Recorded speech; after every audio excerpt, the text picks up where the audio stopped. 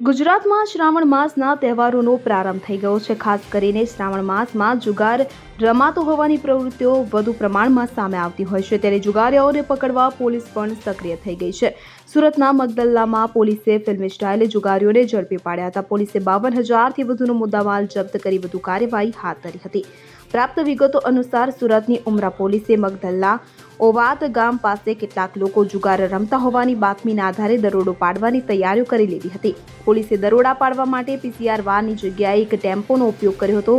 મજૂરનો વેશ ધારણ કરીને પોલીસ ઘટના સ્થળે પહોંચી હતી। પોલીસ પહોંચી ત્યારે કેટલાક લોકો જાહેરમાં જુગાર રમી રહ્યા હતા। પોલીસે કાર્યવાહી કરતા ત્યાંથી 7 જુગારીઓને પકડી પાડ્યા હતા। પોલીસે જુગારીઓ પાસેથી 52,000 રૂપિયાનો મુદ્દામાલ કબજે કર્યો હતો। આ મુદ્દામાલમાં આરોપીઓના અંક ઝડતીના 40,000 અને દાવાના 12,000 રૂપિયા જપ્ત કરાયા હતા। પોલીસે પકડેલા જુગારીઓમાં જયંતિ રાઠોડ, સંકેત કુમાર પટેલ, શાશ્વત પટેલ, ખેમિલ પટેલ, સુધીર પટેલ, નીરવ પટેલ અને વિશાલ પટેલનો સમાવેશ થાય છે। પોલીસે મજૂરનો વેશ ધારણ કરીને છાપો મારતા જુગારીઓમાં ફફડાટ ફેલાયો છે। સુનિલ ગાંજાવાલા સાથે CN24 ન્યૂઝ, સુરત।